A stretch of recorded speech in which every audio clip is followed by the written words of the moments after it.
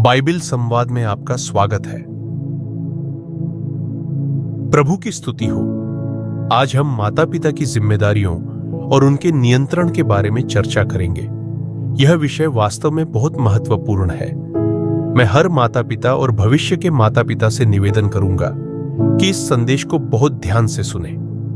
यह विषय चर्चों में प्रायः प्रचारित नहीं किया जाता, लेकिन यह एक अत्यंत आवश्यक संदेश है। पेरेंटिंग क्या है? क्या केवल बच्चे को खाना देना, सामान उपलब्ध कराना, बुनियादी प्रेम और देखभाल करना ही पर्याप्त है? यही अधिकांश माता पिता सोचते हैं, लेकिन इससे कहीं अधिक है। जब आपके जीवन में एक बच्चा आता है तो वह एक जिम्मेदारी बन जाती है। उन्हें एक बेहतर भविष्य की ओर मार्गदर्शन करने की जिम्मेदारी। आपको यह जानना चाहिए कि आप अनजाने में बच्चे का जीवन बना भी सकते हैं और बिगाड़ भी सकते हैं। प्रश्न यह है, कैसे? आइए इस पर चर्चा करें। हम सभी माता पिता चाहते हैं कि हमारे बच्चे सफल हों। यह एक अच्छी बात है, लेकिन क्या हम वास्तव में वैसा ही व्यवहार करते हैं जैसा करना चाहिए? ध्यान से सुनिए। यह विषय आपके और आपके बच्चे दोनों के लिए बहुत महत्वपूर्ण है। जब बच्चा छोटा होता है तब उसे सिखाना, मार्गदर्शन करना और थोड़ी बहुत अनुशासन देना आवश्यक होता है। उन्हें यीशु मसीह के बारे में सिखाइए, उचित शिक्षा दीजिए और अच्छे संस्कार दीजिए। लेकिन जब बच्चा लगभग 8 से 12 साल की उम्र में होता है तो यह उसकी जिंदगी का अत्यंत संवेदनशील समय होता है। यदि आप इस उम्र में बच्चे के साथ गलत व्यवहार करते हैं, उसे डराते, अपमानित करते या अधिक दबाव डालते हैं, तो उसके भविष्य के लिए बहुत कठिनाई उत्पन्न हो सकती है। इस उम्र में अगर बच्चे का आत्मविश्वास गिर जाए तो वह बड़ा होकर भी भयभीत और हीन भावना से ग्रसित रहेगा। जो बच्चे माता पिता के अत्यधिक दबाव में रहते हैं, वे हमेशा डर के साए में जीते हैं। अधिकांश माता पिता सोचते हैं कि नियंत्रण रखना सही है, लेकिन डर और डांट फटकार से नियंत्रण करना सही तरीका नहीं है। आपने कई 18+ साल के युवाओं को देखा होगा जो खुलकर बात नहीं कर पाते, शर्माते हैं। यह 90% मामलों में गलत परवरिश का नतीजा होता है। छोटी छोटी बातों पर डांटना, डराना, ताने मारना, यह सब आपके बच्चे का आत्मविश्वास नष्ट कर देता है। कई बच्चे इसलिए चुप रहते हैं, सामाजिक नहीं बन पाते, क्योंकि उनके मन में हमेशा डर भरा रहता है। यह डर तब भी बना रहता है जब वे बड़े हो जाते हैं। ऐसा तब होता है जब माता पिता हमेशा अपने फैसले थोपते हैं, बच्चों को अपने निर्णय खुद लेने का अवसर नहीं देते। दूसरी ओर, जिन बच्चों के माता पिता उन्हें आत्मनिर्भरता और स्वतंत्र निर्णय लेने की आजादी देते हैं, वे बच्चे आत्मविश्वासी और मजबूत व्यक्तित्व के साथ बड़े होते हैं। कई माता पिता 50 से 60 साल की उम्र में भी अपने 25 से 30 साल के बच्चों पर नियंत्रण रखना चाहते हैं। मैं आपसे निवेदन करता हूं कि ऐसा न करें। अपने बच्चों की भावनाओं को समझें, उन्हें अधिकार और आत्मनिर्भरता दीजिए। अपने घर, संपत्ति, वाहन आदि के मामलों में भी यह न कहें कि यह मेरा है, बल्कि बच्चों को अधिकार सौंपिए, वरना समय आने पर आपकी संतानें आपसे दूर हो जाएंगी, क्योंकि आपने उन्हें कभी उनका स्वतंत्र स्थान नहीं दिया। एक छोटी सी कहानी। जब मैं 22 से 24 साल का था, मैं अक्सर अपने पिता की बाइक लेकर घूमने जाया करता था। मेरे माता पिता ने मुझे हमेशा प्रेम, विश्वास और स्वतंत्रता दी थी। लेकिन मेरा एक मित्र था जो कभी भी अपने पिता की स्कूटी लेकर नहीं आ पाता था। वह हमेशा डरता था कि उसके पिता अनुमति नहीं देंगे। जब भी वह मेरे साथ कहीं जाता, उसके पिता बार बार फोन कर बुला लेते। वह कभी किसी से खुलकर बात नहीं कर पाता था, हर समय डर में जीता था। आज वह मित्र अब इस दुनिया में नहीं है, स्वाभाविक मृत्यु के कारण, लेकिन मैं उसे आज भी याद करता हूं। उसका डर, उसकी असहायता, यह सब उसके माता पिता के गलत नियंत्रण के कारण था। मैं नए माता पिता से निवेदन करता हूं, अपने बच्चों को अपने विचार व्यक्त करने की स्वतंत्रता दीजिए। याद रखिए, आपके पास केवल कुछ साल होते हैं उनके जीवन को बनाने या बिगाड़ने के लिए। जब बच्चा 14 साल से ऊपर हो जाता है तो उसके व्यक्तित्व पर गहरी मुहर लग जाती है। या तो वह जीवन भर डरा सहमा रहेगा, या फिर आत्मविश्वासी और अपने माता पिता के साथ एक मजबूत बंधन में रहेगा। एक प्रश्न, क्या आपका बच्चा आपसे खुश है या आपसे डरता है? अगर डरता है तो समझिए कि कहीं ना कहीं आपसे चूक हुई है। लेकिन याद रखिए, भले ही दुनिया में समय निकल जाए, यीशु मसीह के साथ समय कभी खत्म नहीं होता। प्रभु से प्रार्थना करिए कि वह आपके बच्चे के दिल को बदले और उसमें आत्मविश्वास और प्रेम उत्पन्न करे।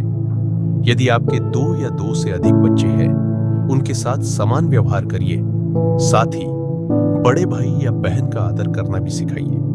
कई माता पिता केवल छोटे बच्चों पर ध्यान देते हैं और बड़े को नजरअंदाज कर देते हैं। जब बच्चे बड़े हो तो समय पर अपनी संपत्ति का उचित वितरण कर दीजिए। बाइबल के अनुसार इस्राएली रीति में पहले जन्मे को पहले चुनाव करने का अधिकार दिया जाता है। इससे भविष्य में भाई बहनों के बीच संपत्ति को लेकर कोई विवाद नहीं होगा। हम यीशु मसीह के अनुयायी होने के नाते प्रेमपूर्ण और समझदार होने चाहिए। हमें अपने बच्चों की भावनाओं को समझना चाहिए और उन्हें एक सही भविष्य की ओर मार्गदर्शन देना चाहिए। उन्हें कमजोर नहीं बनाना चाहिए। अगर आप ऐसा नहीं करते तो आपका बच्चा धीरे धीरे आक्रामक और क्रोधित स्वभाव का बन जाएगा और जब भी आप उनसे किसी विषय पर बात करेंगे, वे गुस्से से जवाब देंगे या चिढ़ जाएंगे। एक महत्वपूर्ण बात मैं आपसे कहना चाहता हूं। अगर आप चाहते हैं कि आपका बच्चा आपकी बात सुने और माने, तो आपको भी उसकी बात सुननी होगी और उसे समझना होगा। सम्मान और समझ दोनों ओर से बराबर होनी चाहिए। सिर्फ आज्ञा देना और अपनी मर्जी थोपना माता पिता की महानता नहीं है, बल्कि बच्चे को भी सुनना, समझना और अपनापन देना ही सच्चे मसीही माता पिता की पहचान है। अब युवाओं के विषय में एक और जरूरी बात। आज की पीढ़ी में हमारे युवाओं के लिए अच्छे, आत्मिक और भरोसेमंद मित्र बनाना बहुत कठिन हो गया है, क्योंकि आज की दुनिया केवल आनंद और मौज मस्ती की ओर भाग रही है। हमारे युवा खुद को सीमित रखते हैं, बहुत अधिक मित्रता नहीं करते, और यदि उनके माता पिता भी उन्हें परेशान करते हैं तो यह स्थिति उनके लिए और भी कठिन बन जाती है। एक सवाल जो हर माता पिता को खुद से पूछना चाहिए, मेरे बच्चे मुझसे बातें क्यों छुपाते हैं? उत्तर बहुत सीधा है, क्योंकि आप उनके दिल की भावनाओं को नहीं समझते। आज का समय बहुत कठिन और भटकाव से भरा हुआ है। यह वैसा समय नहीं रहा जैसा 90 के दशक में था। आज की दुनिया बहुत तेज है। यहाँ मन को नियंत्रित करना बहुत कठिन हो गया है। आज के समय में एक युवा के लिए यीशु मसीह के मार्ग पर चलना सबसे चुनौतीपूर्ण कार्य बन गया है। फिर भी हमारे विश्वास योग्य युवा खुद को संयम में रखते हैं, प्रार्थना में बने रहते हैं और पवित्रता का जीवन जीते हैं। दूसरी ओर इस संसार की युवा पीढ़ी मौज मस्ती, पार्टी, शराब और बुराइयों में लिप्त है। भले ही वे जीवन में सफल दिखे, पैसे कमा लें, ऊंचाइयां छू लें, लेकिन इसका यह अर्थ नहीं कि वे आत्मिक रूप से सफल हैं। सच्चा और अच्छा युवा वही है जो यीशु मसीह में चलता है, अपने मन और शरीर को पवित्र रखता है और संसार की बुराइयों से स्वयं को अलग करता है।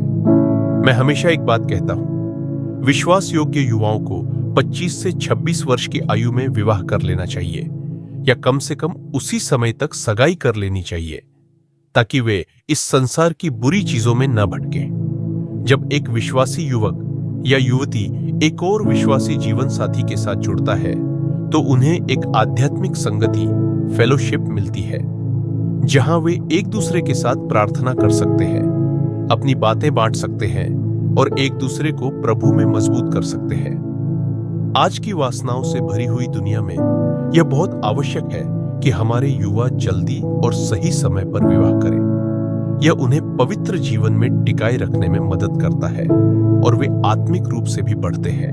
मुझे हमारे युवाओं के लिए बहुत चिंता होती है, क्योंकि मैं जानता हूं कि आज हर युवा अपने जीवन में किसी न किसी प्रकार से संघर्ष कर रहा है। जब हमारे बच्चे या युवा कॉलेज, नौकरी या दुनिया में बाहर जाते हैं तो वे एक ऐसी दुनिया से टकराते हैं जो केवल आनंद, मौज मस्ती और भटकाव से भरी हुई है। हमारे विश्वासी युवा इस दुनिया की तरह न जी सकते हैं, न बोल सकते हैं, न ही वैसा व्यवहार कर सकते हैं। उन्हें हर पल अपने मन, अपनी नजर, अपनी संगति और अपनी इच्छाओं को नियंत्रित करना पड़ता है। एक बार स्वयं सोचिए, यदि आप उनके स्थान पर होते तो क्या कर पाते? यह बहुत ही कठिन है। आज का युवा जो मसीह में चलना चाहता है, उसे हर कोने से परीक्षा का सामना करना पड़ता है। इसलिए मैं हर पास्टर, माता पिता और विश्वासी परिवार से एक विशेष अनुरोध करता हूं। हमारे युवाओं के लिए लगातार प्रार्थना करते रहे। यदि हमारा कोई युवा गलती कर भी बैठता है तो उसे तिरस्कृत न करें, उसे डांटे नहीं, न ही उस पर दोषारोपण करें, बल्कि उसे प्रेम से अपनाए, उसे समझाए, उसे अपने पास लाए।